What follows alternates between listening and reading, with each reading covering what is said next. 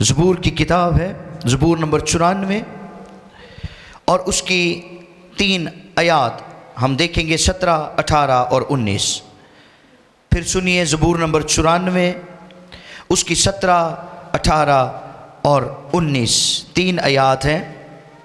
Psalm 94 verses 17, 18 and 19۔ میں آپ کے لیے پڑھ دیتا ہوں۔ یہاں پر لکھا ہے، اگر خداوند میرا مددگار نہ ہوتا تو میری جان کب کی عالم خاموشی میں جا بسی ہوتی۔ جب میں نے کہا میرا پاؤں پھسل چلا تو اے خداوند تیری شفقت نے مجھے سنبھال لیا۔ جب میرے دل میں فکروں کی کثرت ہوتی ہے تو تیری تسلی میری جان کو شاد کرتی ہے۔ کلام خدا کے پڑھے اور سنے جانے پر خدا کی برکت ہو، آمین۔ آج کا جو عنوان ہے، جو ٹاپک ہے، وہ ہے مددگار خدا۔ کیا؟ مددگار خدا۔ زبور نویس لکھتے ہیں، اگر خداوند میرا مددگار نہ ہوتا، اگر تو میری جان کب کی عالم خاموشی میں جا بسی ہوتی۔ سال 2024 گزرا ہے ریسنٹلی، اور بہت سارے چہرے ہیں جو 2024 میں دیکھنے کو ملے اور 2025 میں۔ ایون بہت سارے ایسے چہرے جو کووڈ سے پہلے، ہمیں کرونا وائرس سے پہلے دیکھنے کو ملے اور کرونا کے بعد نہیں۔ وہ لوگ جو کووڈ سے پہلے زندہ تھے اور کووڈ کے بعد زندہ نہیں رہے۔ وہ لوگ جو 2024 تک زندہ تھے اور آج ہمارے ساتھ نہیں ہیں۔ کبھی آپ نے اس بات کے لیے بھی شکر گزاری کی ہے کہ ہر وہ سانس جو خدا کے حضور سے آپ کے لیے جاری ہوتا ہے، اس کے لیے شکر گزاری کرنی چاہیے؟ یس، ہمیں شکر گزاری کرنی چاہیے۔ ہم بہت ساری باتوں پر اتراتے ہیں، بہت ساری باتوں پر مان کرتے ہیں، بہت ساری باتوں پر گھمنڈ کرتے ہیں، بہت ساری باتوں پر ہم یہ سوچتے ہیں یا سمجھتے ہیں کہ شاید جو کچھ میں ہوں یا جو کچھ میں کر رہا ہوں وہ سب سے بہترین ہے۔ لیکن ہمیں ایک بات کو ذہن میں رکھنا ہے کہ ہماری تو سانسیں بھی اپنی نہیں ہیں۔ ہماری سانسوں کا مالک بھی وہ ہے جس نے ہمیں بنایا ہے۔ اسی نے آدم کے نتنوں میں زندگی کا دم پھونکا اور آدم جیتی جان ہوا۔ اور میں بتا رہا تھا کہ وہ دم جو اس نے آدم کے نتنوں میں پھونکا تھا، اس کو عبرانی زبان میں بولتے ہیں نیشوماؤ۔ کیا؟ نیشوماؤ۔ نیشوماؤ سے کیا مراد ہے؟ اس سے مراد ہے بائیو لائف، حیاتیاتی زندگی، حیاتیات، وہ زندگی جسے ہم اس بدن کے اندر گزار رہے ہیں، وہ عمر جو خدا کی طرف سے ہمیں ملی ہے، اس کو اس روئے زمین پر پورا کر رہے ہیں، گزار رہے ہیں۔ اس کے لیے ہمیں یہ سانس دیا گیا ہے، اس کے لیے یہ دم دیا گیا ہے، اور یہ دم خدا کی طرف سے ہے۔ تو پھر مان کس بات پر؟ گھمنڈ کس چیز کا؟ کیوں اکڑ اکڑ کر چلتے ہیں ہم؟ کیا سمجھے بیٹھے ہیں ہم اپنے آپ کو؟ زبور نویس اعتراف کرتا ہے، اقرار کرتا ہے کہ اگر خدا میرا مددگار نہ ہوتا تو میری جان کب کی عالم خاموشی میں جا بسی ہوتی۔ سو یاد رکھیے، خدا کی وفاداری ہر دور میں یکساں رہی ہے۔ یس، انسان تو خدا کے حضور وعدے کرتا ہے، منتیں مانتا ہے، بڑے بڑے بول بولنے کے بعد ان کو بھول جاتا ہے، مگر خدا کے قول و فعل میں کبھی تضاد نہیں پایا گیا۔ خدا جو کہتا ہے وہ کرتا ہے۔ ہیلیلویا۔ پالوس تیموتھیوس کے دوسرے خط کے دوسرے باب کی 13ویں آیت میں لکھتے ہیں، اگر ہم بے وفا ہو جائیں گے تو بھی وہ وفادار رہے گا، کیونکہ وہ آپ اپنا انکار نہیں کر سکتا۔ یہ اس کی صفت اعلیٰ ہے۔ اس کی صفتوں میں سے ایک بڑی صفت ہے کہ انسان بھلے بے وفا ہو جائے، خدا پھر بھی وفادار رہتا ہے۔ آمین۔ ہم خدا کے بارے میں بھلے کتنے ہی بدگمان کیوں نہ ہو جائیں، ہم گناہوں کی کیچ میں گر جائیں، ہم خدا سے دور چلے جائیں، خدا پھر بھی ہماری فکر کرتا ہے۔ آدم اور حوا نے خدا کے حضور گناہ کیا، لیکن خدا نے پھر ان کی فکر کی اور ان کو اپنے حضور میں لانے کے لیے کوشاں رہا۔ مدد کے لیے جو عبرانی لفظ استعمال ہوا ہے وہ ہے عزرا یا عزراف، جس کا مطلب ہے کمک، معاونت، معاون یا مددگار، معاونت کرنے والا۔ زبور 121 کہ جب پہلی 2 آیات پڑھتے ہیں تو وہاں پر زبور نویس کہتا ہے میں اپنی آنکھیں پہاڑوں کی طرف اٹھاؤں گا، میری کمک کہاں سے آئے گی؟ سوال کرتا ہے، میں اپنی آنکھیں پہاڑوں کی طرف اٹھاؤں گا، میری کمک، میری مدد کہاں سے آئے گی؟ اور پھر کہتا ہے میری مدد خداوند سے ہے جس نے آسمان اور زمین کو بنایا، اس کے بغیر کوئی اور میری مدد کر ہی نہیں سکتا، کوئی اور مجھے سنبھال ہی نہیں سکتا۔ اور پتہ ہے وہ خدا خود فرماتا ہے کہ میں تمہیں ایسے سنبھال لوں گا جیسے مرغی اپنے بچوں کو پروں کے نیچے لے لیتی ہے، جیسے مرغی پروں میں چھپا لیتی ہے، خدا ہماری ایسے ٹیک کیئر کرتا ہے، ایسے ہماری حفاظت کرتا ہے۔ یوحنا 10ویں باب کی 28ویں آیت میں یسوع مسیح نے فرمایا کہ میری بھیڑیں میرے ہاتھ میں ہیں اور کوئی انہیں مجھ سے چھین نہیں سکتا۔ اگر کسی کی اتنی جرت نہیں ہے کہ کوئی خدا کے ہاتھوں سے ہمیں نکال لے، کوئی خدا کے ہاتھوں سے ہمیں چھین لے، تو پھر ہم کیوں کر خدا کے ہاتھوں سے نکلتے ہیں؟ یہ سوال ہے، یہ سوال ہے۔ یسایہ کی کتاب اس کا 43واں باب اور اس کی 13ویں آیت میں لکھا ہے آج سے میں ہی ہوں اور کوئی نہیں جو میرے ہاتھ سے چھڑا سکے، میں کام کروں گا، کون ہے جو اسے رد کرے گا؟ کون ہے جو اسے رد کر سکے؟ میں کام کروں گا، خدا کہتا ہے، میرے علاوہ کوئی اور چھڑا نہیں سکتا، میرے علاوہ کوئی اور بچا نہیں سکتا۔ جب ہم اس کے ہاتھ میں ہیں تو پھر اس کے ہاتھوں سے کیوں کر اور کیسے نکل جاتے ہیں؟ یہ میرا سوال ہے آپ سے۔ یہ ہماری اپنی ہٹ درمی ہے، یہ ہماری انا ہے، یہ ہمارا ضدی پن ہے جو ہمیں خدا کے حضور سے نکالتا ہے، یہ ہماری جسم کی خواہشیں ہیں جو ہمیں خدا کے حضور سے دور کرتی ہیں۔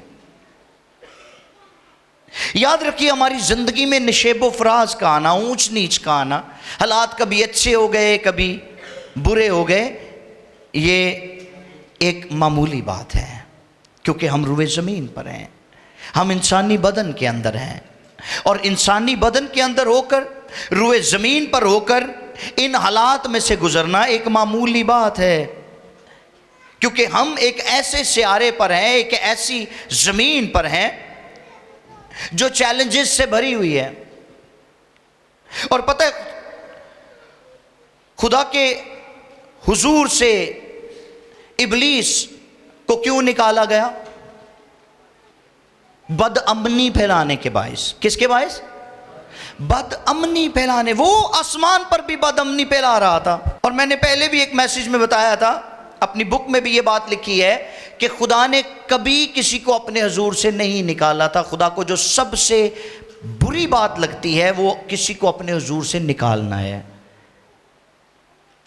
لیکن بدظن ہو کر، دکھی ہو کر، رنجیدہ ہو کر خدا نے لوسیفر کو اپنے حضور سے نکالا تھا، کیونکہ وہ آسمان پر بدامنی پھیلا رہا تھا۔ اب آسمان پر تو بدامنی پھیلا رہا تھا، جب زمین پر گرایا گیا تو یہاں بھی باز نہیں آیا، اور وہ کوششیں اس نے یہاں بھی جاری و ساری رکھی ہیں، اور وہ بھی اس پلینٹ کے اوپر، زمین کے اوپر حکمرانی کا دعوے دار ہے۔ یہ بھی وجہ ہے کہ اس روئے زمین پر سے بدامنی ختم نہیں ہو رہی۔ ہم ہر روز دعا کرتے ہیں جیسی تیری مرضی آسمان پر پوری ہوتی ہے زمین پر بھی۔ ہم خدا باپ سے دعا کرتے ہیں جیسی تیری مرضی آسمان پر پوری ہوتی ہے زمین پر بھی۔ ہر روز ہم کیوں کہتے ہیں؟ اس کا مطلب یہ ہے کہ خدا کی مرضی ابھی پوری نہیں ہو رہی، ایک جگہ پر ہو رہی ہے۔ کہاں؟ ایمانداروں کے دلوں میں، یس، ایمانداروں کے دلوں میں. اسی لیے آپ سب یہاں پر موجود ہیں عبادت کرنے کے لیے. اگر آپ کے دلوں میں خدا کی مرضی پوری نہ ہو رہی ہو تو پھر آپ بھی شاید یہاں نہ آئیں. ایسے ہی ہے. ابلیس دعوے دار ہے کہ وہ اس زمین کا حکمران ہے، اور یہ بڑھتے ہوئے خطرات، آفات، خون ریزیاں، بدعنوانیاں، بے وفائی، خود غرضی، سرکشی، وبائیں، بیماریاں، ان سب کے پیچھے دو بڑی وجوہات ہیں. کون کون سی؟ نمبر 1، خدا کے منصوبے میں ابلیس کی مداخلت. نمبر 2، خدا کے ساتھ انسان کی بے وفائی. یہ دو بڑی وجوہات ہیں کیوں ہماری دنیا مشکلات کا شکار ہے، کیوں ہماری دنیا وباؤں میں گھری ہوئی ہے، آفات اور خطرات میں گھری ہوئی ہے. اس سال کے شروع ہونے سے پہلے بہت سارے لوگوں نے پیشن گوئیاں کی. بہت سارے لوگوں نے یہ کہہ دیا کہ 2025 کا سال آفات کا سال ہے. اس سال میں بہت بڑے بڑے زلزلے آئیں گے، سیلاب آئیں گے، وبائیں آئیں گی، بیماریاں آئیں گی، اور بہت سارے لوگ مر جائیں گے. اب یہ دعوے دار شاید اپنی جگہ درست ہوں، لیکن روئے زمین پر خدا کے ایسے لوگ بھی موجود ہیں جن کے ساتھ خدا نے کلام کر کے یہ کہا کہ یہ سال 2025 کا سال کلام کے پھیلنے کا سال ہے. ہیلیلویہ. اور ان میں سے ایک خدا کے خادم پاسٹر خالد ناز صاحب بھی ہیں جن کے ساتھ خدا نے کلام کیا ہے کہ 2025 کا سال کلام کے پھیلنے کا سال ہے. اب ہم کس بات پر توجہ دیتے ہیں؟ ہم کس پہلو کو دیکھتے ہیں، نیگیٹو کو یا پازیٹو کو؟ اگر نیگیٹو کو دیکھیں گے تو ہم کبھی بھی شکر گزاری نہیں کریں گے. ہم ڈرے رہیں گے، ہم خوف کے نیچے رہیں گے، ہم وقت کو کیلکولیٹ کرنا شروع کر دیں گے، ہمارا دل سکون نہیں پائے گا، ہمارے دل میں اطمینان نہیں آئے گا. ہم ہر وقت اس بات کے لیے پریشان رہیں گے کہ نہ جانے کب وہ گھڑی آئے، کب وہ وقت آئے کہ آفات یا خطرات یا بیماریوں یا سیلاب یا وباؤں کے باعث میں مر جاؤں. یہ خوف انسان کو کھائے جا رہا ہے، کیونکہ کوئی بھی بندہ اس زمین سے جانا ہی نہیں چاہتا، کوئی بھی مرنے کے لیے تیار نہیں ہے، کوئی بھی اس پلانٹ کو چھوڑنے کے لیے تیار نہیں ہے، اس کے ساتھ دل لگایا ہوا ہے. لیکن اگر ہم پازیٹیو ہو کر اس کے پازیٹیو پہلوؤں پر جائیں کہ یہ سال کلام کے پھیلنے کا سال ہے، تو آپ کے دل میں شادمانی آ جائے گی. اگر آپ اس بات کو قبول کر لیں، اگر آپ اس پوائنٹ پر غور کریں کہ خدا ہمارا مددگار ہے اور وہ ہمیں سنبھالنے کی قدرت رکھتا ہے، تو آپ کی بے یقینی یقین میں بدل جائے گی. آمین. اور آپ کو ایک ہوپ ملے گی، آپ کو ایک امید ملے گی، اور اس امید پر آپ خدا کے حضور میں اچھی زندگی بسر کر سکتے ہیں. ابلیس کی مداخلت خدا کے منصوبے کے خلاف، وہ ہمیشہ اس بات کے لیے جدوجہد کرتا رہتا ہے، کوشش کرتا رہتا ہے کہ کسی نہ کسی طرح سے خدا کے پلان کو فیل کرے. اب وہ لوگ جنہوں نے یہ دعویٰ کیا کہ 2025 کے سال میں بڑی وبائیں آئیں گی، بڑی بیماریاں آئیں گی، بہت کچھ غلط ہونے والا ہے، ابلیس نے اس کو ہوا دی ہے، اس بات کو ہوا دی ہے، اور بتیرے اپنے دلوں میں وسوسے لے کر بیٹھ گئے کہ ہائے پتہ نہیں اس سال میں کیا ہونے والا ہے. لیکن جن کو خدا کے کلام سے یہ تقویت ملی ہے، جن کو خدا پاک روح کی طرف سے یہ پیغام ملا ہے کہ خدا کا منصوبہ پورا ہو کر رہے گا، اس کو روح القدس نے ہوا دی ہے. آمین. اور جس بات کو روح القدس ہوا دیتا ہے، اگر ہم اس کو قبول کر لیتے ہیں تو پھر ہماری زندگیوں سے وسوسے چلے جاتے ہیں، ابلیس کا منصوبہ کینسل ہو جاتا ہے. ٹھیک. اب بہت حد تک ہم ابلیس کے منصوبوں کا حصہ بھی ہو جاتے ہیں. پتہ کیسے؟ جب ہم ان باتوں کا یقین کر لیتے ہیں جن کے اندر کوئی حقیقت نہیں ہوتی، تو ہم ابلیس کے منصوبوں کا حصہ بن جاتے ہیں. بدامنی پھیلانا تو اس کا کام ہے، وسوسے دلوں میں ڈالنا، شکوک ڈالنا، خدا کے بارے میں بدگمان کرنا، یہی تو اس کا کام ہے. اور ہم اس کے پیچھے لگ جاتے ہیں. ہم خدا سے بڑھ کر اس کی بات کو سنتے ہیں، ہم خدا سے بڑھ کر اوروں کی بات کو سنتے ہیں. کلام میں لکھا ہے ابلیس شروع ہی سے خونی ہے، وہ جھوٹا ہے، بلکہ جھوٹ کا باپ ہے، وہ خدا کا مخالف ہے.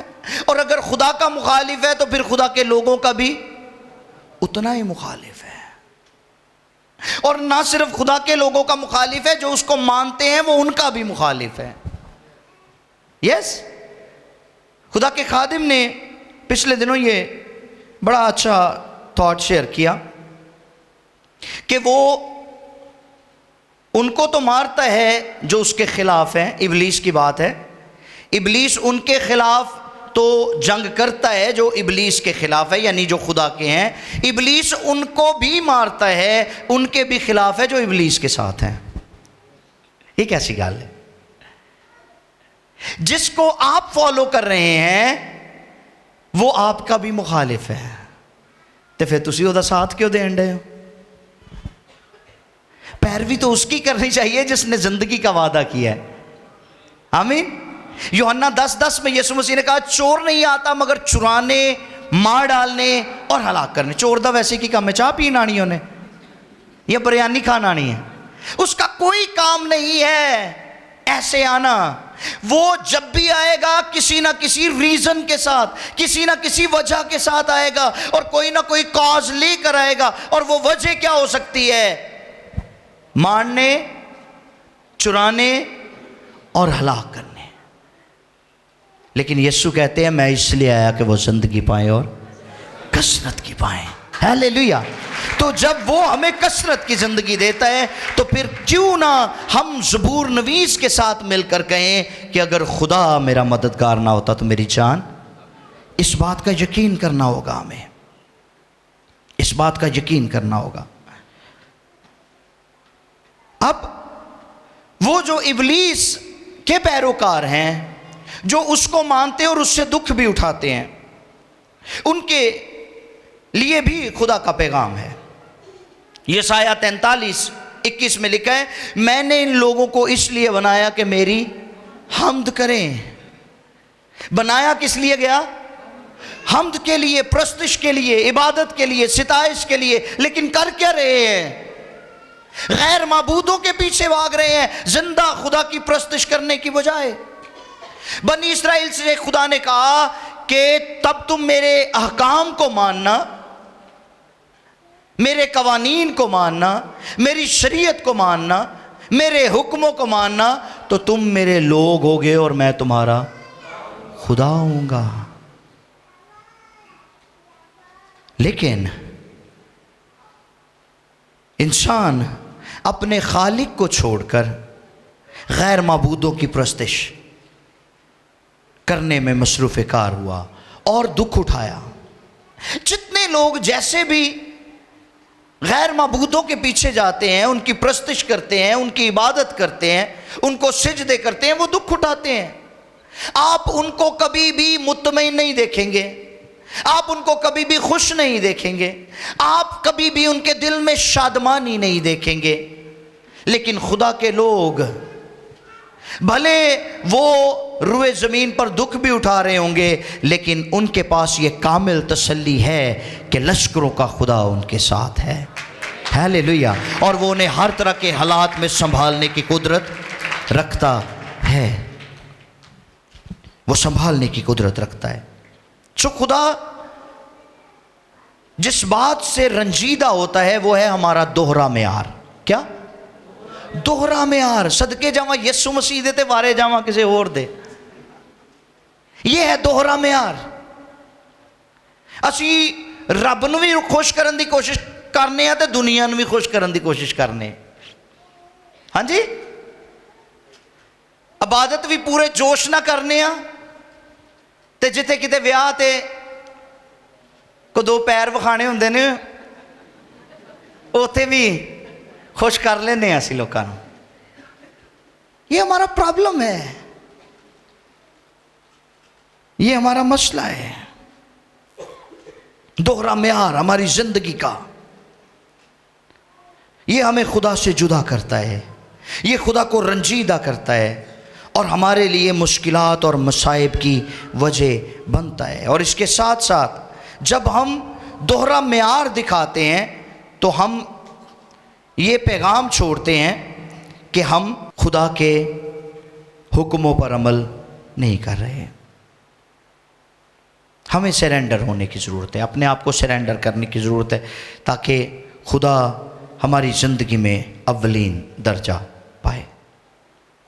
لوگ ساری زندگی ابلیس کے ہاتھوں دکھ اٹھاتے ہیں مگر کبھی بھی خدا سے تربیت یافتہ ہونے کے لیے تیار نہیں ہوتے, کبھی بھی خدا سے تنبیہ پانے کے لیے تیار نہیں ہوتے. زبور نمبر 94 کی 12 اور 13 دو آیات کو میں آپ کے لیے پڑھوں گا, سنیے غور سے. لکھا ہے, اے خداوند مبارک ہے وہ آدمی جسے تو تنبیہ کرتا اور اپنی شریعت کی تعلیم دیتا ہے تاکہ اس کو مصیبت کے دنوں میں آرام بخشے. ہیلیلویا. کیا پڑھا ہے ہم نے؟ اے خداوند مبارک ہے وہ آدمی. کون سا آدمی مبارک ہے؟ جسے تو تنبیہ کرتا, جو خدا سے تربیت پاتا ہے وہ مبارک ہے. اور مبارک کا اپوزٹ کیا ہے؟ مبارک اور اس کا جو مخالف ورڈ ہے وہ کیا ہے؟ ملعون. مترادف جو ہے اس کا مبارک اور ملعون. تو جو خدا سے تربیت پاتا ہے وہ مبارک ہے اور جو خدا کی تربیت کو رد کرتا ہے وہ ملعون ہے.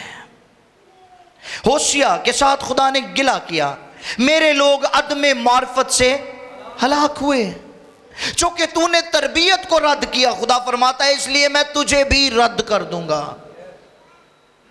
جو تربیت پانے کے لیے تیار نہیں ہے, جو خدا کی تربیت کو رد کرتا ہے, خدا اس کو رد کر دیتا ہے. اور یہاں تک کہ وہاں پر لکھا ہے میں تیری اولاد کو بھول جاؤں گا. اور یہ کتنی بدبختی ہے اس شخص کے لیے جسے خدا بھول جائے, جس کی اولاد کو خدا بھلا دے اور ان کو پھر یاد نہ کرے. ہم کبھی بھی خدا سے تربیت پانے کے لیے تیار نہیں ہوتے. جو ہی چھوٹی سی مصیبت میں سے ہم گزرتے ہیں ہم سر پہ ہاتھ رکھ کے بیٹھ جاتے ہیں, ہم خدا پر بڑبڑانا شروع کر دیتے ہیں, تانا زنی شروع کر دیتے ہیں, ہم خدا کے خلاف بہت کچھ کہہ دیتے ہیں لیکن خدا سے تربیت پانے کے لیے تیار نہیں ہوتے, تربیت پانے کے لیے تیار نہیں ہوتے. مبارک ہے وہ شخص جسے خدا تنبیہ کرتا اور اپنی شریعت کی تعلیم دیتا ہے. زبور نویس داؤد کہتا ہے اچھا ہوا میں نے مصیبت اٹھائی تاکہ تیرے آئین سیکھ سکوں. پالوس کہتے ہیں مجھ پر یہ فضل ہوا ہے کہ مسیح کی خاطر دکھ اٹھاؤں. مارے گا نہیں, وہ مرنے نہیں دے گا, آپ کو مشکلوں میں سے گزرنے دے گا لیکن ساتھ ساتھ ہوگا. آمین. آپ کے دکھوں میں, آپ کے مصائب میں آپ کو لگ رہا ہوگا کہ آپ ایک بڑی مشکل میں گر چکے ہیں لیکن اس بڑی گری ہوئی مشکل میں آپ کا خدا آپ کے ساتھ کھڑا ہوگا. صدرک میشک اور ابدنجو جب ان کو آگ کی بھٹی میں ڈالا گیا تو بحر والوں کو کتنے نظر آ رہے تھے؟ یہ ہوگا آپ کے مشکلوں میں آپ شاید وہاں پر اپنے آپ کو تنہا محسوس کر رہے ہوں کہ ان بدتر حالات میں میں اکیلا رہ گیا ہوں, میں ہوں, میری بیوی ہے, میرے بچے ہیں, لیکن جو آپ کے حالات کو دیکھ رہا ہوگا ان کو وہاں پر آپ کا چوتھا نظر آ رہا ہوگا جو آپ کی مدد کے لیے وہاں کھڑا ہے. ہیلیلویا. سو اس بات کے لیے ہمیشہ تیار رہے کہ خدا آپ کو تربیت کرے, خدا آپ کو تربیت کرے. اور جب خدا سکھاتا ہے تو پھر ہم کہیں مار نہیں کھا سکتے, ایسا سکھایا بنی اسرائیل کو. 40 دن کا سفر 40 سالوں میں بدل دیا. ایسی تربیت. موسیٰ کی تربیت دیکھے کیسی کی ہے. 3 40s آئے ہیں موسیٰ کی لائف میں. 40. موسیٰ کی کل عمر کتنی تھی؟ 120 سال. کتنی؟ 120 سال. اور اگر آپ 120 کو 3 حصوں میں ڈیوائیڈ کریں تو 40 کے 3 دور بنتے ہیں. 3 40s موسیٰ کی زندگی میں آئے ہیں. پہلا 40 کا جو دور تھا یہ وہ دور تھا جس میں موسیٰ نے تربیت پائی. اب موسیٰ کی تربیت پتہ ہے کہاں سے شروع ہوئی ہے؟ جب موسیٰ چھوٹا بچہ تھا پانی میں سے وہ ملا, فرعون کی بیٹی نے اس کو اٹھایا. تو مریم جو موسیٰ کی بہن تھی وہ نہیں چاہتی تھی کہ میرا بھائی اس پانی کے اندر ڈوب جائے. وہ اس کے پیچھے پیچھے بھاگتی رہی, دیکھتی رہی کہ یہ کہاں تک جاتا ہے. اور جب وہ چھوٹا سا باکس ٹوکری جو تھی وہ فرعون کی بیٹی تک پہنچی ہے, اس نے اس کو نکالا ہے تو فوراً اس کے پاس پہنچی ہے اور کہتی ہے اگر تو کہے تو میں اس کے لیے دائی ڈھونڈ کے لے آؤں. اس نے کہا یہ عبرانی بچہ ہے. اس نے کہا میں لے آؤں گی, فکر نہ کر, تو مجھے صرف اجازت دے. اس نے کہا ہاں. اپنی ماں کو لے آئی, اپنی ماں کو لے آئی. اور موسیٰ کی ماں موسیٰ کی تربیت موسیٰ کے خدا کے احکام کے مطابق کرنے لگی, اپنے خدا کے احکام کے مطابق کرنے لگی. عبرانی زبان میں یہودیوں کا ایک کلمہ ہے جسے کہتے ہیں شما. کیا؟ شما, جس کا مطلب ہے سن. سن ہے بنی اسرائیل, تو خداوند اپنے خدا سے, اپنے سارے دل سے, اپنی ساری جان سے, اپنی ساری عقل اور اپنی ساری طاقت سے محبت رکھ. یہودیوں کے ہاں جب بچہ پیدا ہوتا ہے تو باپ آ کر اس کے کان میں یہ کلمہ بولتا ہے. پھر اس بچے کو 5 سال تک دودھ پلایا جاتا ہے, مدر فیڈ دی جاتی ہے. اور جب اس کی ماں اس کو دودھ پلاتی اس کے کان میں یہ کلمہ بولتی ہے. جب وہ بچہ 5 سال کا ہو جاتا ہے تو اس کو سیناگوگ میں بھیجا جاتا ہے, عبادت خانہ میں, جہاں وہ شریعت کی 5 کتابیں سیکھتا ہے. ذرا غور کریے اس ماں پر جو موسیٰ کو جب دودھ پلاتی تھی اس کے کان میں کہتی تھی بنی اسرائیل تو خداوند اپنے خدا سے, اپنے سارے دل سے, اپنی ساری جان سے, اپنی ساری عقل اور اپنی ساری طاقت سے محبت رکھ. موسیٰ پڑھا کس کے گھر میں تھا؟ تعلیم کس کی تھی؟ کھا کس کا رہا تھا؟ بولی جاؤ. کھا کدھر رہا سی؟ فرعون دا. تے جوان کدے والوں ہو رہا سی؟ خدا والوں. حکمت کس کی طرف سے آ رہی تھی؟ خدا کی طرف سے. ہنر تربیت وہاں پر پا رہا تھا لیکن مصلحت اور حکمت اور خرد کی روح اور خدا کے خوف کی روح آسمان سے اس پر آ کر ٹھہر رہی تھی اور اسے پہچان تھی. اسی لیے اس نے مکہ مار کے مصری کو مار دیا, کیونکہ اسے پہچان تھی کہ میں مصری نہیں, میں اسرائیلی ہوں. پہلا دور جس میں اس نے تربیت پائی. دوسرا دور اس کی زندگی میں آیا جب خدا نے اس کو بیابان میں دھکیل دیا اور بیابان میں وہ پھرتا رہا, گھومتا رہا. PhD بندہ ہوئے تے بکریاں چراندا ہوئے کیسا لگے گا؟ PhD بندہ ہوئے, پڑھیا لکھیا ڈاکٹر ہوئے تے کنگیاں ویچدا ہوئے کیسا لگے گا؟ کبھی دیکھا ہے ایسے شخص کو؟ ڈاکٹر ہوئے تے گنے دا رس بیچ رہے ہوئے کیسا لگے گا تانوں؟ آپ باتیں کریں گے اس کو, آپ کہیں گے یہاں تو یہ پاگل ہے, یہاں یہ مقدر ماڑے نے, اتنا پڑھ لکھ کے ڈاکٹر بن کے ایک گنیاں دا رس بیچن ڈیا ہے, ایک کنگیاں بیچن ڈیا ہے. تو یہ کیا کر رہا تھا بیابان میں؟ بکریاں چرا رہا ہے. اور بھیجنے والا کون تھا؟ خدا. دی آکڑ توڑن لیے اس کو ہمبل کرنے کے لیے، اس کو میک بنانے کے لیے اس نے اس کو بیابان میں ڈال دیا ہے۔ اور میں اکثر بتاتا ہوں کہ یسوع مسیح نے پانی کو میں فوراً تبدیل کیا تھا۔ وہ میں جس کو بننے میں 40 دن لگتے تھے، اس میں کو بننے میں اس کا پروسیس یہ ہوتا تھا۔ کانے گلیل کی شادی پر یسوع نے جس پانی کو میں بدلا، اس کو بننے میں 40 دن درکار ہوتے تھے، لیکن یسوع نے وہ میں فوراً بنا دی۔ وہ میں تو یسوع نے فوراً بنا دی، لیکن موسیٰ کو اپنی مرضی کے مطابق بنانے کے لیے اس کو 40 سال لگے تھے۔ کتنے؟ 40 سال۔ اب جب 40 کا دوسرا دور پورا ہوا تو موسیٰ کی عمر کتنی ہو گئی؟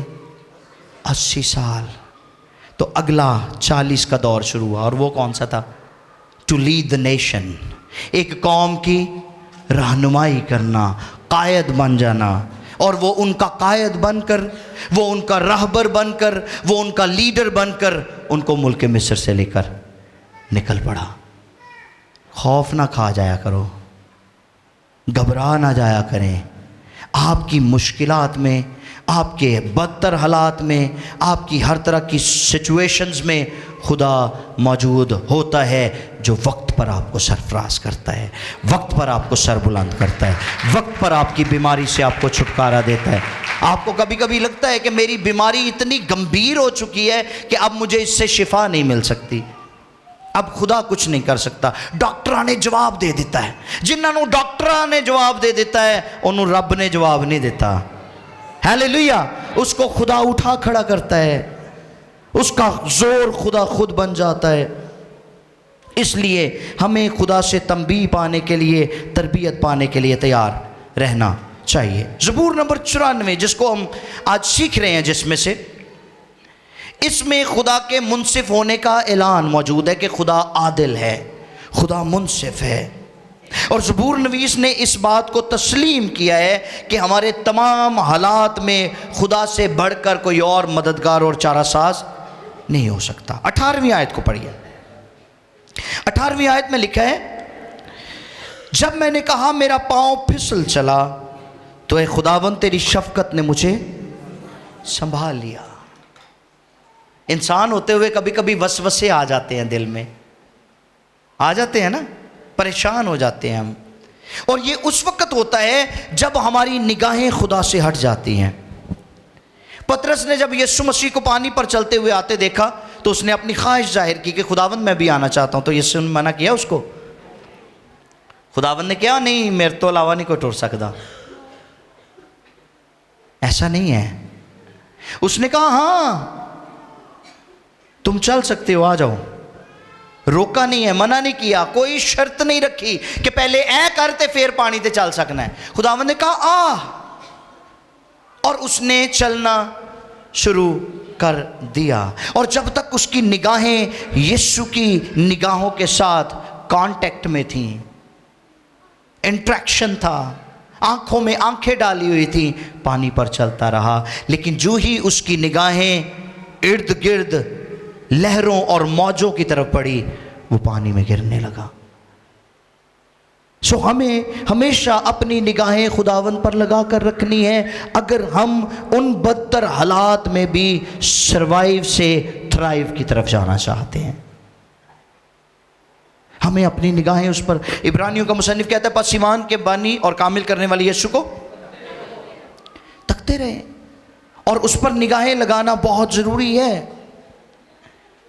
کرنتھیوں کا دوسرا خط 4 باب اس کی 9ویں اور 10ویں 2 آیات کو میں آپ کے لیے پڑھنا چاہوں گا۔ کرنتھیوں کا دوسرا خط ہے 2 Corinthians chapter 4 verses 9 and 10۔ سنیے کیا لکھا ہے یہاں پہ، بلکہ 8ویں آیت سے میں پڑھوں گا۔ لکھا ہے، ہم ہر طرف سے مصیبت تو اٹھاتے ہیں لیکن لاچار نہیں ہوتے، حیران تو ہوتے ہیں مگر نا امید نہیں ہوتے، ستائے تو جاتے ہیں مگر اکیلے نہیں چھوڑے جاتے، گرائے تو جاتے ہیں لیکن ہلاک نہیں ہوتے۔ کیوں؟ کیونکہ خدا ہمارا مددگار ہے، خدا ہمارا سنبھالنے والا ہے۔ اور اس کی لازوال بے لوث غیر مشروط محبت ہمیں سنبھالتی ہے۔ اس لیے ہمیں اس پر یقین کرنا، اس پر ٹرسٹ کرنا ہے، اپنے آپ کو سرینڈر کرنا، اپنی مرضی کو سرینڈر کرنا ہے اس کے حضور میں۔ زبور 94 19ویں آیت،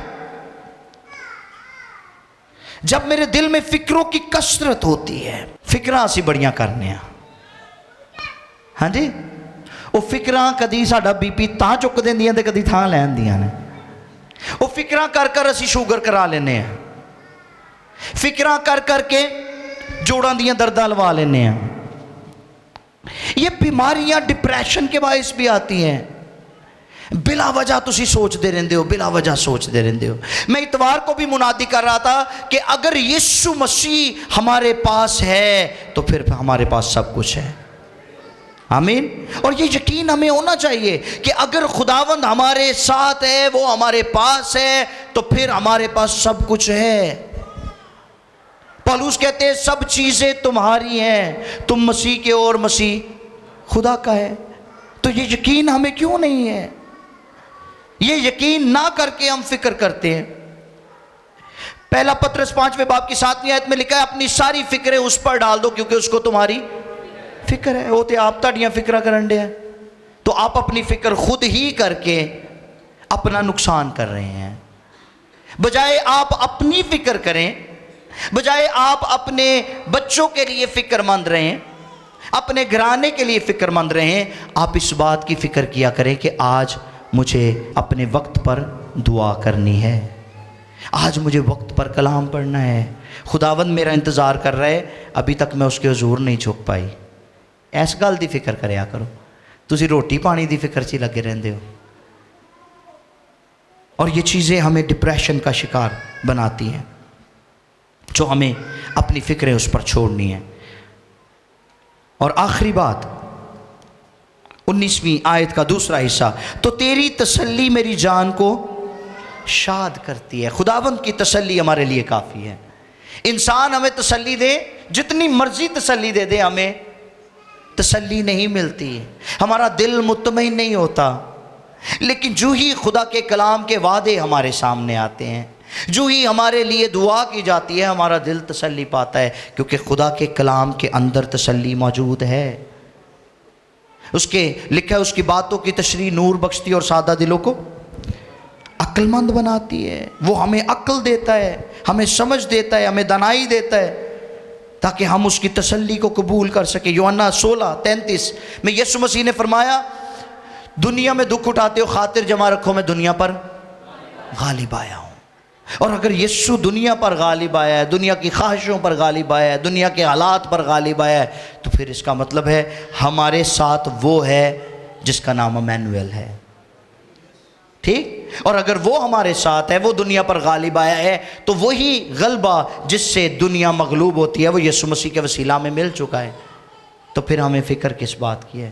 پھر تو ہمارے دل کو تسلی پانی چاہیے، اور یہ تسلی اس وقت آئے گی جب ہم خداوند پر بھروسہ کرنا شروع کر دیں گے، جب ہمیں یہ یقین ہو جائے گا کہ ہاں خدا میرا مددگار ہے، وہ مجھے ہر طرح کے حالات میں سنبھالنے کی قدرت رکھتا ہے۔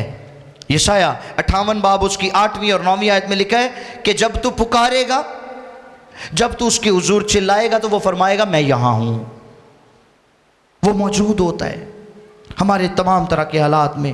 ہماری خوشیوں میں بھی ہمارے ساتھ ہے، ہمارے دکھوں میں بھی ہمارے ساتھ ہے، ہماری بیماری میں بھی ہمارے ساتھ ہے، صحت یابی میں بھی ہمارے ساتھ ہے، ہنسی میں بھی ہمارے ساتھ ہے، اور ماتم میں بھی ہمارے ساتھ ہے، اور کہتا ہے میں دنیا کے آخر تک ہمیشہ تمہارے ساتھ ہوں۔ ہمیں اس بات کا یقین کرنا ہوگا، اور جب اس بات کا یقین کریں گے تو پھر ہم غلبے والی زندگی گزار سکتے ہیں، فتح مند زندگی گزار سکتے ہیں۔ ورنہ وسوسیاں تے شک تے بے یقینی تے بے اعتقادی پائے رہو گے ہمیشہ۔ میں بتا رہا تھا کہ یسوع مسیح نے 2 طرح کے لوگوں کو ڈانٹا ہے اپنی زمینی خدمت میں، ایک وہ جن کے اندر سرے سے ایمان نہیں تھا، اور دوسرے وہ جن کے اندر ایمان تھا لیکن کم۔ 2 طرح کے لوگوں کو ڈانٹا ہے۔ ایک کیٹیگری وہ تھی جن کو یسوع نے کہا اے بے اعتقادو، یعنی تم میں اعتقاد ہے ہی نہیں، اور دوسرے لوگ وہ تھے جن میں کم میں تکا تھا، ان کو کہا کم میں تکا دو، میں کب تک تمہاری برداشت کروں گا. لیکن جس کے اندر ایمان تھا اس کو خداوند نے اپریشیٹ کیا ہے، اس کو سراہا ہے، اس سے خوش ہوا ہے خداوند، اس کو مبارک کہا ہے خداوند نے. سو ہمیں اس کا یقین کرنا ہے، ہمیں بے تقادی اور کم میں تقادی کی زنجیروں کو توڑنا ہے، اور زبور نویس کے ساتھ مل کر یہ کہنا ہے کہ اگر خدا میرا مددگار نہ ہوتا تو میری جان کب کی حال میں خاموشی میں جا بسی ہوتی. زبور 27 اس کی 13ویں آیت میں داؤد فرماتے ہیں اگر مجھے یقین نہ ہوتا کہ زندوں کی زمین پر خدا کے احسان کو دیکھوں گا تو مجھے غش آ جاتا. ایسا یقین ہمارے اندر ہونا چاہیے. بیماریوں میں، مشکلوں میں، ہر طرح کے حالات میں ہمارا ایسا یقین ہونا چاہیے. میں آپ کو گارنٹی دیتا ہوں کہ خدا آپ کو ہمیشہ سنبھالے گا. آپ اپنی بدگمانیوں سے باہر نکل آئیں. آئیے سروں کو جھکائیں، آنکھوں کو بند کریں.